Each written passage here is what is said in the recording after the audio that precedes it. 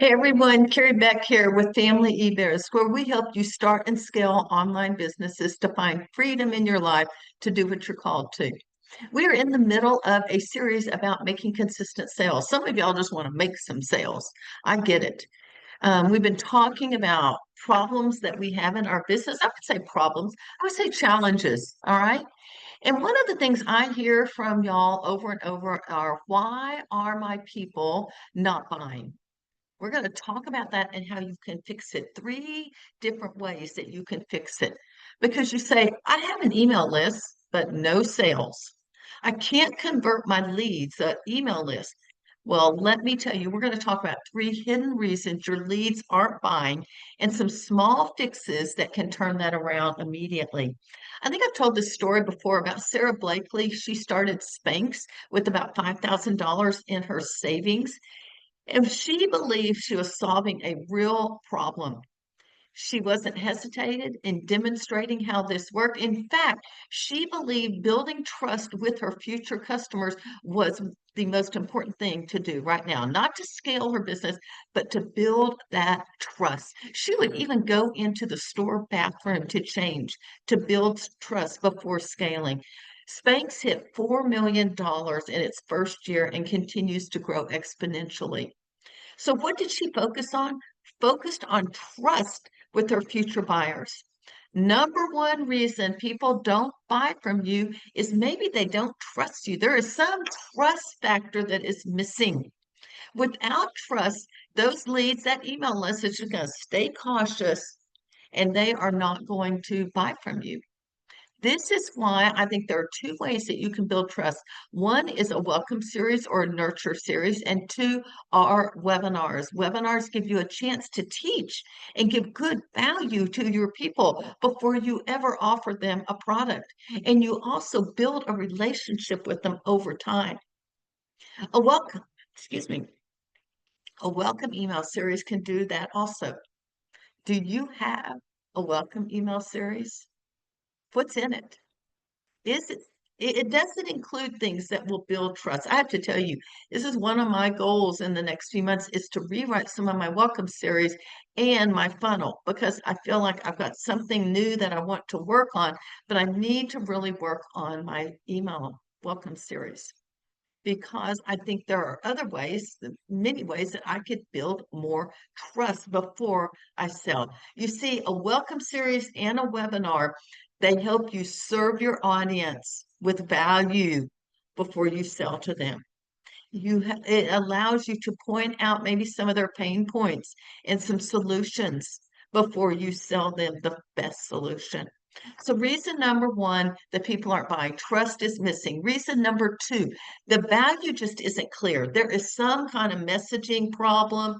There's some kind of, they don't get the problem and the solution, or they don't identify and resonate with the problem, so they don't see their need for a solution. You see, people buy on emotion, they justify on logic. Zig Ziglar used to say that people buy on emotion, but they justify with logic. They need some emotional context. They need stories to where they can identify themselves, not a bunch of features. Oh, we got 6 modules. They each have 3 videos. You're going to get these 4 bonuses. They're like, who cares? Give me a story how this is going to help me. Thomas Edison, the inventor of electricity, he he sold electricity. He invented the light bulb. He showed the transformative value of that light bulb because a light bulb was safer than a candle or a kerosene lamp. It was brighter and it was cleaner than the gas lights they had. So he showed the transformation so people would buy electricity for his light bulb. Your message should paint. Now, get this. If you're multitasking, come back to me. Your messaging should paint a before and after vision that is so clear that they're not going to hesitate. You want to overcome any kind of objection and hesitation. So, here are some questions to ask yourself. What problem are you solving? What transformation will your buyer receive? And then, is that what they need? Or is your product going to solve that problem? Is that really what they need or want? If they don't want it, you're going to have to back up and do some more emotional showing them the transformation. Because a lot of times they think they want this, but they really need that. And so we need to make sure there's clear messaging on all of that. Biggest thing, transformation. Do you have testimonials? If you have testimonials, you need to put them everywhere in your uh, emails. And this is some of the thing I'm speaking to myself. That's what we need to put out there so that people can see that others are seeing transformation with the products or with the membership or whatever it is that you're selling. Number one, reason trust is missing. Number two, the value isn't clear. And number three, there's no urgency. You see, I believe you can drive action with your future customers when there are some deadlines and bonuses. Have you ever put off buying something because you just thought you could get it later? Yeah, I even did it when I knew I couldn't get it later. Most of your people aren't buying because there's no urgency whatsoever. Jennifer Maker had a craft summit several years ago, and I was like, oh, I'll just get that later. And unfortunately, I got it after the super price and had to buy the early bird price, so I at least saved a little money. But it's because I didn't sense as much urgency as I probably should have. I thought I'll just get it later, and then I put it off too late and had to spend more money. I'm going to give you two more real life examples where urgency makes all the difference. Let's just think. I know you may not be in the United States, but we have a tax filing deadline on April 15th. Millions of Americans know they need to file their taxes by April 15th, but what do they do for months? They procrastinate, and they say a majority of the files come in the last 48 hours. Or you're like me, I just file an extension so I can do it in October. I procrastinate. There, those deadlines make a difference. All right. And without a deadline for your offer, people are just going to delay action, even if they really want your product. Like I really wanted Jennifer's, but I dilly-dallied around. So what can we do? We can use something like a launch where you have an open date and a close date. I just did Raising Leaders.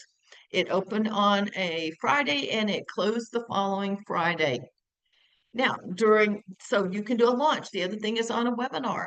You can say this is available right now for the next 24 hours. Or I actually, on my webinars, I give them a special bonus if they buy before I finish that class.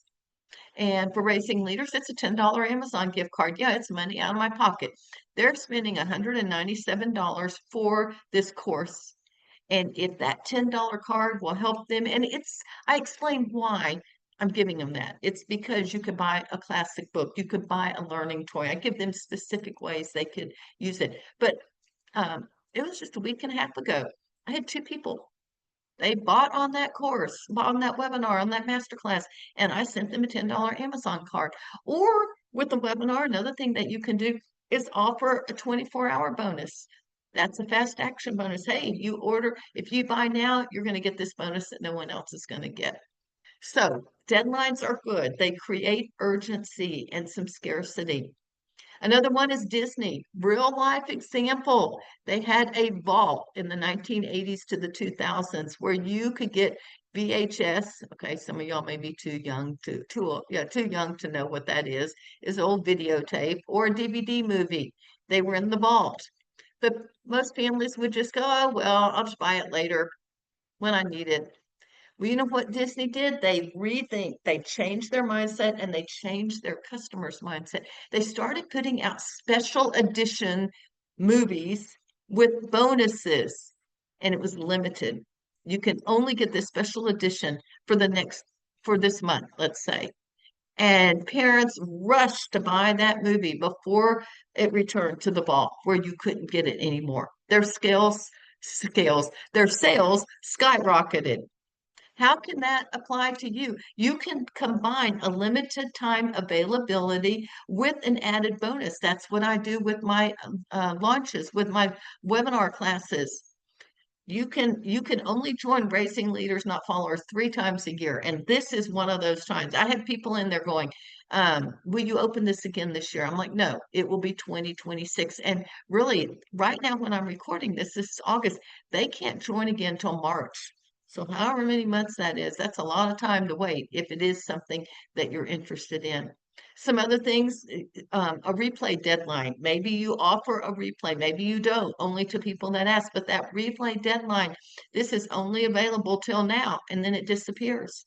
That replay is what's going to sell it because it's the webinar that will give good value, build trust, build value, show the value, and yet give a deadline. So they have to get it now. This is so those are the three things. Reason one is the lack trust. Reason two, there's a value messaging problem. They don't see the value. And reason three is you have no deadline, no scarcity or urgency. Without that urgency, even a high value offer, tons of value, they know they need it, but it'll get ignored because there's no urgency. So deadlines plus bonuses and a clear call to action. You've got to tell people exactly what to do. In my emails, I'm like, click here to sign up now. I tell them in my sales page, click here, or in my webinar, look at the chat, click that button. I tell them exactly what to do. That is a clear call to action. And that excites your audience. When you have small, time-sensitive incentive, that can inspire them to action. So what I want you to do today or this week, I want you to look at your products, your launches, your email sequences. Pick one. Pick one funnel, maybe one product, and see how you could launch it in the next month or two. And I would encourage you to use a webinar and a series of email sequences. Webinar plus email sequences do wonders. And so look at that funnel and then how can you add urgency? Where is one place, one way that you could add a deadline? And if you do a webinar, that's real easy. Hey, this is only available for the next week or 2 days or whatever. Or add a bonus that is a limited time bonus. What could you add? Leave something in the chat and let me know exactly what you decide. What's that one product and where are you going to add urgency? Remember, events drive sales. So test it. Once you get that up, set up a webinar and have people sign up and get going on that. All right, we are teaching, well, two things. I have a 7-day webinar action plan, completely free. It'll help you organize your whole webinar and even a day in there to actually give the webinar. So you've got plenty of stuff there. You can go to familyebiz.com/7-day webinar. It's in the show notes. And then I am teaching a VIP day all about webinars. Super excited because we've been using webinars since 2006, I think.